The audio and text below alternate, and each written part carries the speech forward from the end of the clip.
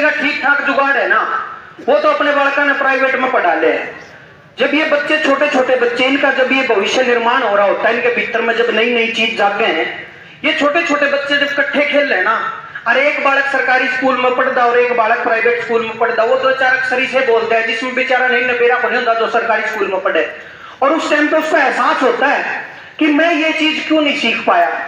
और घर जाके अगर वो सवाल करेगा, पापा मैंने यह बात क्यों नहीं कहनी आती, मैंने अंग्रेजी क्यों नहीं बोलनी आती, मैंने यह बात क्यों नहीं बोलनी आती, तो पापा चुप हो जाएगा बेचारा, क्योंकि पापा का जुगाड़ नहीं है कि उसने प्राइवेट स्कूल में पढ़ा ले। पापा को वो बेटी सरकारी स्कूल में भेजनी पड़े, मजबूरी है उसकी।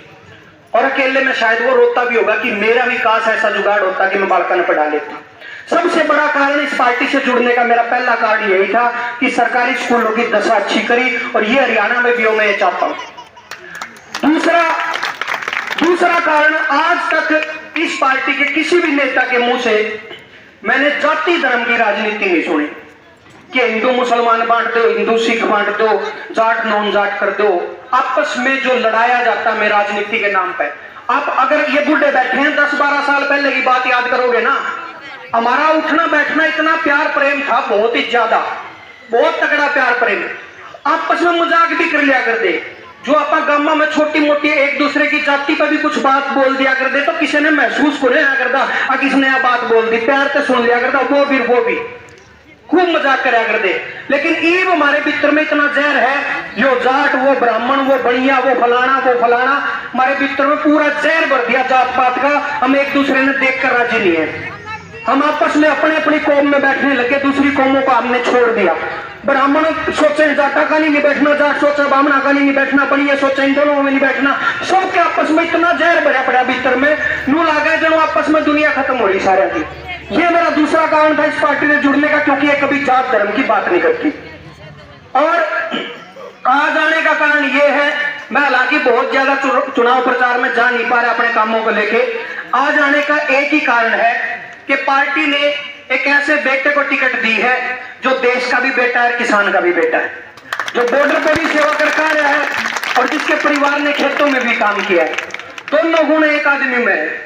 ये कारण इनके चुनाव प्रचार में आने का और इनका स्वभाव है। आज तो इनके सीनियर ऑफिसर भी हमारे साथ थे, मैं इनके किस्से भी सुनूंगा। कई फौज के दौरान इन्होंने जो मेहनत करी, जो स्ट्रगल कराया, जो बम का गोला सुत्ते सत्या का दोहरा आकर पड़ गया, बहुत सारे किस्से इनने सुनाए। जब ऐसी परिस्थितियों में से निकले हुए आदमी अगर राजनीति में आएगा तो हर किसी की सोचेगा। फौजी में सबसे बड़ी बात क्या होती है, फौजी में अनुशासन हो गए। ये और जो लीडर जावे हैं, ये काले शीशे करके अपनी गाड़ियां की जाली चढ़ाकर नुक्के नु निकल जाएंगे रोड पर, कोई ना कोई फर्क नहीं पड़ता किसका बालक फुटपाथ पर सुत्या है, किसका बालक गाड़ियां पाछे भाज रहा है, कित रोड टूटे पड़े हैं, कित सड़क टूटी पड़ी है। फौजी के दिमाग में हमेशा अनुशासन होता है, उसकी वर्दी से लेके आसपास के माहौल तक भी। एक छोटा सा हरियाणवी मजाक भी आपने सुने हो, तो वो भैंस दूध कौन दे थी, तार का डर वो लात मार दे, फौजी छुट्टी आ रहा था, 2-4 बार देखा उसने, वो लात मार दे, उसने पैर में गोली मार दी भैंस के। वो घर के नुगले रही, क्या करे, पैर में गोली क्यों मार दी, बोला दूध दे चना दे, मैंने अनुशासन चाहिए भाई। तो फौजी आदमी अनुशासन कौन छोड़े। जब ये ऐसे लोग जब राजनीति में आएंगे ना, ये अनुशासन भी सोचेंगे और देश को सुधारने की भी सोचेंगे। ऐसा हमको इस्तेमाल करते आए हैं। ये जो बड़े बड़े किसान बैठे हैं ना, ये अपन मूर्ख सोचे, इसमें कोई दो राय नहीं है, कोई बुरा मत मानिए बेशक। ये गाड़ियां में बैठकर नु सोचे हैं कोई बात नहीं, ये 5 साल नाराज हैं, अगली 5 साल अपने तो वोट देंगे, देखिए ये। और देते हैं हम वोट ऐसे ही, नहीं दिए हो तो बताओ। एक बार सोचा इस गला लाग लो, एक बार सोचा इस गला लाग लो। कभी भी हम अपने नेताओं से यह सवाल नहीं करते कि तुमने कर्या क्या है हमारे खातर, हमारे बाल का खातर के खड़ा है, हमारी नौकरियां खातर के खड़ा है। ये बूढ़ी लुगाई बैठी बेचारी उम्मीद में हुए, ये बुजुर्ग हमारी आखिरी उम्मीद है और आखिरी संस्कार है। मैं हमेशा मंच से बोलता हूं कि बेशक चीन और जापान कार बनाता है, लेकिन मेरा भारत, मेरा हरियाणा संस्कार बनाता है। उन संस्कारों के लिए जोरदार तालियां चाहूंगा। ये जो रैलियों में और जनसभाओं में बूढ़े आते हैं ना, बूढ़िया हुए ये बेचारी, ये छोटी बहादुर कनू देखा है, किस टाइम मेरे बालक की बात होगी, किस टाइम मेरे बच्चा के रोजगार की बात होगी, किस टाइम मेरे काम के सुधार की बात होगी।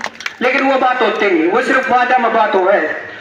आखिरी के 6 महीने में तारे घर घर पहुंचेंगे सारे नेता। वो क्या करें ना, मतलब चुनाव 2 चरणों में होगा। पहला चरण तो वो है जिसमें नेता तारे चरणा में, दूसरा चरण यो है जितने पाछे तमीन के चरणा में। ये 2 चरण है, ये सुनाते चलता है अपने हरियाणा में। तो समझना पड़ेगा युवा साथियों को, खासकर ये बुजुर्ग तो इनने तो बेचारे ने अपनी जिंदगी काटी औखे सौखे होकर, दुखी होकर, तंग होकर। ये अगर रैली जनसभा में जाते तो ये सुनने जाते हैं कि कौन सा नेता आकर हमारे बच्चों की बात करेगा, कौन सा निभा होगा।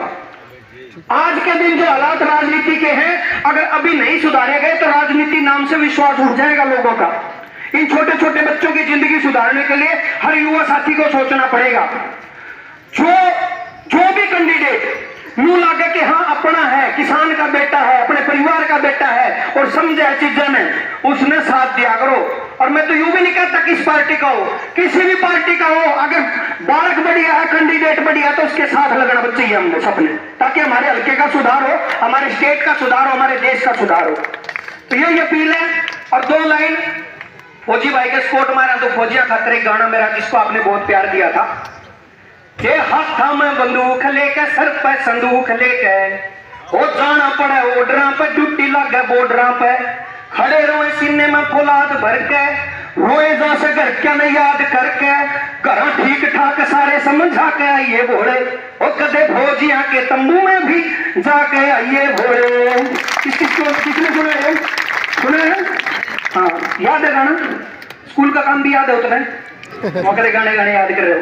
तो सभी भाइयों से अपील है, एक देश के सम्मान में और एक किसान का बेटा होने के नाते भाई पवन फौजी को सपोर्ट करें, वोट करें और अपने हल्के खातर सोचा करो भाई, इन खातर ना सोचा करो जो दलाई राजनीति करते आए हैं, जिनके घर में गाड़िया में सारे ऐसी चल रहे हैं, उन खातर सोचने से पहला अपने अपने बालका ने सामने बैठ के सुना करो, समझा करो और परिवार के लिए बतलाया करो। नू ना सोचा करो फलाने की आम पर रखी है, यो मेरा निके रूल अपना सारे है, बोला फलाने की आम पर रखी है, किस बेस पर रखी है, उसने तेरी कोई आम भरी है कि नहीं, अगले पर भी पूछा करो उसने क्या आम पर रखी है।